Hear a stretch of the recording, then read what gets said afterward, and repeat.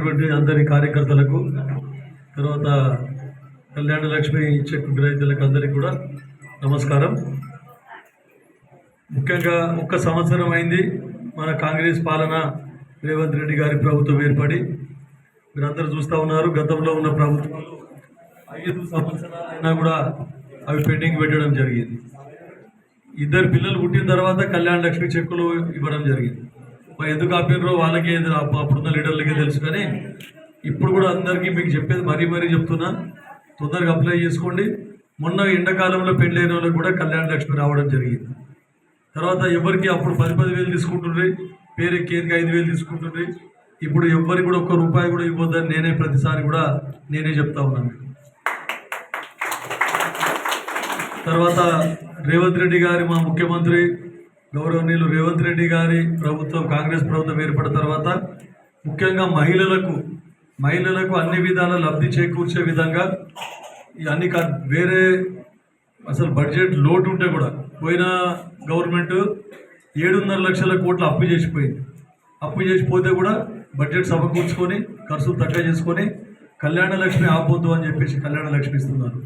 తర్వాత మహిళా సోదరి మనకి అందరికీ తెలంగాణలో ఎక్కడ తిరిగినా కూడా బస్సు ఫ్రీ కూడా చేసిన ఘనత మన కాంగ్రెస్ పార్టీ అని చెప్పి చెప్తా ఉన్నాం.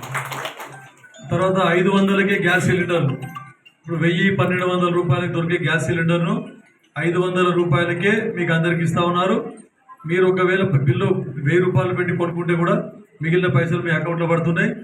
ఇప్పుడే నాకు నారాయణఖేడ్లో కొంతమంది చెప్పడం జరిగింది, సార్ మాకు 500 రూపాయలు వస్తలేవు అని, మా అకౌంట్లో పడతలేవు, మళ్ళీ 1,000 రూపాయలు పెట్టి కొనుక్కుంటున్నాం సార్ అని చెప్తే, వాళ్ళు అటువంటి వాళ్ళు ఎవరు మీ దగ్గర కూడా ఊర్లలో ఎవరైనా ఉంటే ఈ 500 రూపాయలకు గ్యాస్ సిలిండర్ ఎవరికైతే వస్తలేదో వాళ్ళందరూ ఒకరోజు వచ్చి మీకు పేర్లు గిన నమోదు ఇక్కడ చేసుకుంటే మా దగ్గరికి వచ్చి అడిగితే వాళ్ళందరూ అధికారులను పిలిపించి ప్రతి ఒక్కరికి కూడా 500 రూపాయలకే సిలిండర్ వచ్చే విధంగా మేము కృషి చేస్తామని చెప్తాము.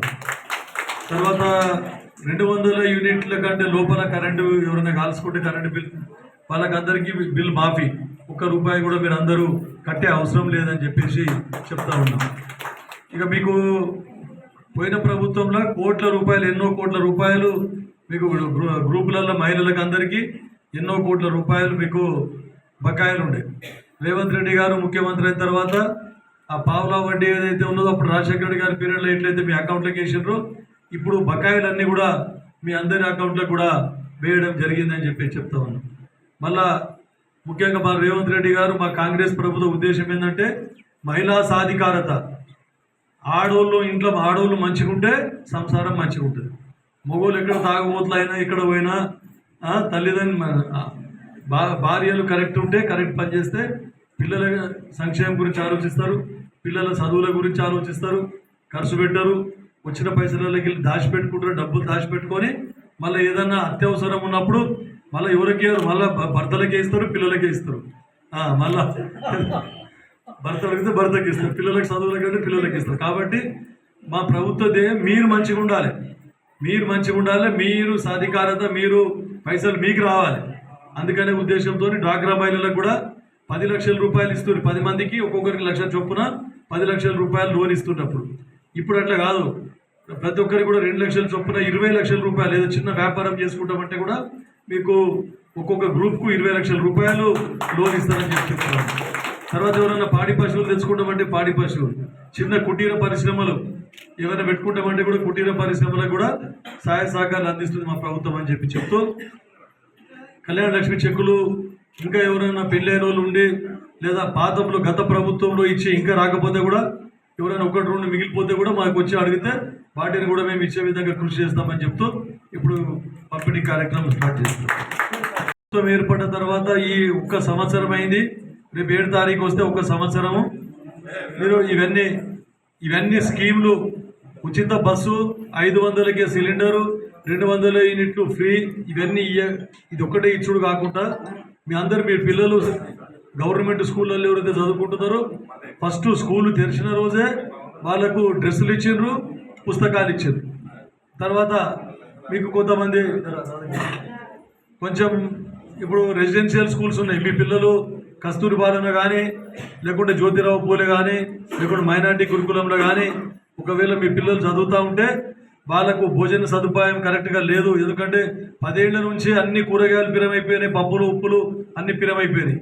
కాబట్టి పైసలు సరిపోతలేవని 40% హాస్టళ్లకు పైసలు కూడా గవర్నమెంట్ ఎక్కువ ఇవ్వడం జరిగిందని చెప్తాను. తర్వాత ఉద్యోగాలు, ఒక్క ఉద్యోగం కూడా ఇవ్వలేదు కేసీఆర్ ప్రభుత్వం ఉన్నప్పుడు. 54,000 ఉద్యోగాలు ఇచ్చారు. 54,000 ఉద్యోగాలు. ఇప్పుడు ఫ్రీ స్కీమ్ ఇస్తే అప్పుడు పూర్తి ఉంటుంది ఫ్రీ స్కీమ్ అది. కానీ ఒక ఇంట్లో ఒకరికి కుటుంబం ఒకరికి ఉద్యోగం వచ్చిందంటే మా కుటుంబం ఉద్యోగం వచ్చిన ఆయన, వాళ్ళ భార్య, వాళ్ళ తల్లిదండ్రి, పిల్లలు అందరినీ పోషించుకుంటారు. కాబట్టి మా ప్రభుత్వం ముఖ్యంగా మనం ఎన్నో స్ట్రైకులు చేసినాం, అప్పుడు ఒక్క ఉద్యోగం కూడా ఇవ్వలేదు ఆయన. కానీ ఉద్యోగాలు ఇస్తే కుటుంబాలు బాగుపడతాయని మా ప్రభుత్వం ఈ ఉద్యోగాలు అందరికి ఇస్తారు. టీచర్ ఉద్యోగాలు మొన్ననే 120 మందికి మన నారాయణఖేడ్కి వెళ్ళి టీచర్ ఉద్యోగాలు వచ్చినాయి, పోలీసు ఉద్యోగాలు వచ్చినాయి, నర్సు ఉద్యోగాలు వచ్చినాయి. ఇవన్నీ మనకు వాళ్ళ కుటుంబాలన్నీ బాగుపడతాయి. పిల్లలు కూడా ఇప్పుడు అప్పుడు చదువు కూడా ఇచ్చిపెట్టుతుండే, ఇప్పుడు మంచిగా చదువుతున్నారు. అరే మా ఊర్లో 5 మందికి వచ్చింది ఉద్యోగం, ఆ పక్క ఊర్లో 5 మందికి వచ్చేందుకు చదవకూడదే, కష్టపడి చదవాలని వాళ్ళు కూడా కష్టపడి చదివి ఉద్యోగాలు తెచ్చుకుంటూ ఉన్నారు. మళ్ళీ ఎన్ఆర్ఈజిఎస్లా గవర్నమెంట్ ఫామ్ అయిన ఒక నెలకే 12 కోట్ల రూపాయలతోని ఎన్ఆర్ఈజిఎస్ స్కీమ్లు సీసీ రోడ్లు వేయడం జరిగింది, మోరీలు కట్టడం జరిగింది. దానికి కొంతమందికి ఇంకా పైసలు రాలేదని చెప్పినారు. ఆ పైసలు త్వరలో ఎన్ఆర్ఈజిఎస్లో సీసీ రోడ్లు మోరీలు కట్టిన పైసలు త్వరలో ఒక 15 రోజుల లోపల మీ అందరికీ పైసలు కూడా వస్తాయని చెప్తా ఉన్నాం. అదొకటే కాకుండా ఎస్డిఎఫ్లా మళ్ళీ 10 కోట్ల రూపాయలతో మళ్ళీ మనం సీసీ రోడ్లు మోరీలు పెట్టుకున్నాం.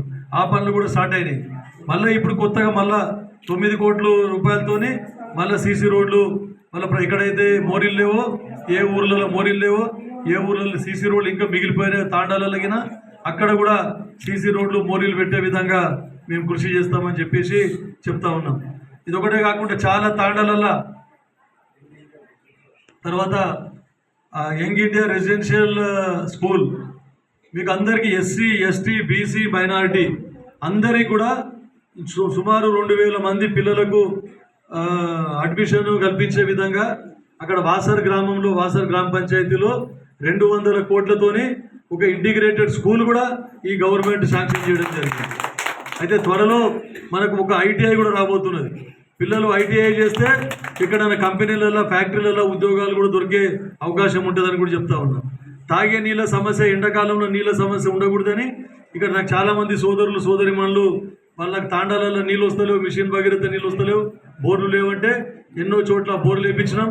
మిషన్ భగీరథ అధికారులతో ఇప్పటి వరకు కూడా మాట్లాడి మేము అందరికీ నీళ్ళు ఇచ్చే విధంగా కృషి చేయాలని చెప్పేసి మా గౌరవ మంత్రివర్యులు సీతక్క గారి దగ్గరికి నిన్ననే పోయి వారికి ప్రపోజల్స్ ఇవ్వడం జరిగింది. 7 కోట్ల రూపాయలకు ప్రపోజల్స్ ఇచ్చి నారాయణఖేడ్లో ఎక్కడ కూడా తాగునీరుకి కట్టకట్ట లేకుండా, కష్టాలు లేకుండా చూడాలనే ఉద్దేశంతో ప్రపోజల్స్ పెట్టడం జరిగిందని చెప్తా ఉన్నాం. ఇంకా కూడా గ్రామీణ ప్రాంతాల రోడ్లకు గతంలో 15 కోట్ల రూపాయలు వచ్చినాయి. మళ్ళీ ఇంకో 15 కోట్ల రూపాయలు ప్రపోజల్స్ ఇవ్వండి ఇచ్చినాం. అది కాకుండా ఇంకా మన అవసరాలకు ఇంకా 5-6 కోట్ల రూపాయలు ఇంకా అవసరం ఉన్నాయి. తాండాలలో కానీ వేరే అగ్రికల్చర్ ఫీల్డ్స్ కానీ రోడ్లు అవసరం ఉన్నాయి. కొన్ని గ్రామాలకు రోడ్లు లేకుంటే కూడా కనెక్టివిటీ రోడ్ల గురించి కూడా మళ్ళీ 5-6 కోట్ల రూపాయలు కూడా మీరు ఇవ్వడం జరిగింది.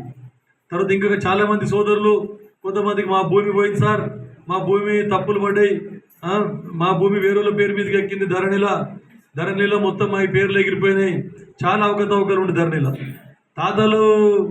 ఎప్పుడో తాతల జమా నుంచి ఉన్న వాళ్ళందరూ అమ్ముకొని పోతే కూడా వాళ్ళ పేరు మీదకి ఎక్కకపోతే మళ్ళీ పాస్బుక్లు వాళ్ళ పేరు మీద వచ్చినాయి. ఇప్పుడు ఈ ప్రభుత్వం రేపు అసెంబ్లీ ఉంటుంది 9వ తారీఖు.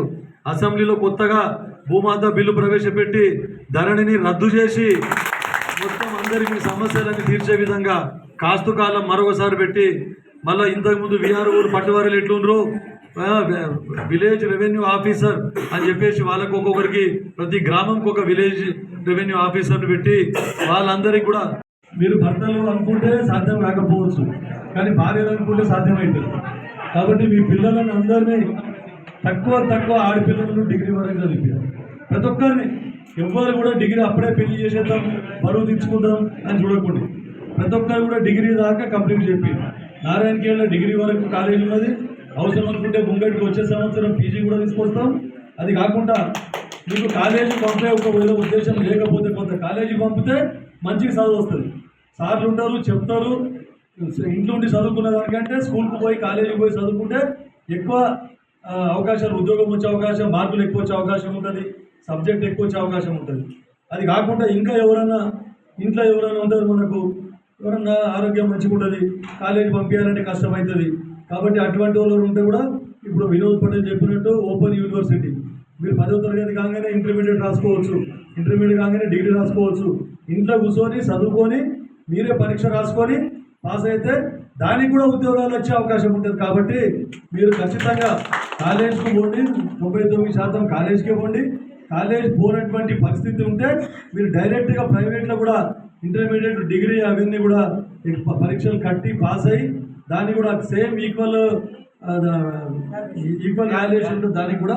కాబట్టి దానికి కూడా ఉద్యోగాలు వచ్చే అవకాశం ఉంటుంది. కాబట్టి ప్రతి ఒక్క ఆడపిల్లను డిగ్రీ వరకు చదివించాలని చెప్పేసి మీ అందరినీ కోరుకుంటూ ముగిస్తుంది.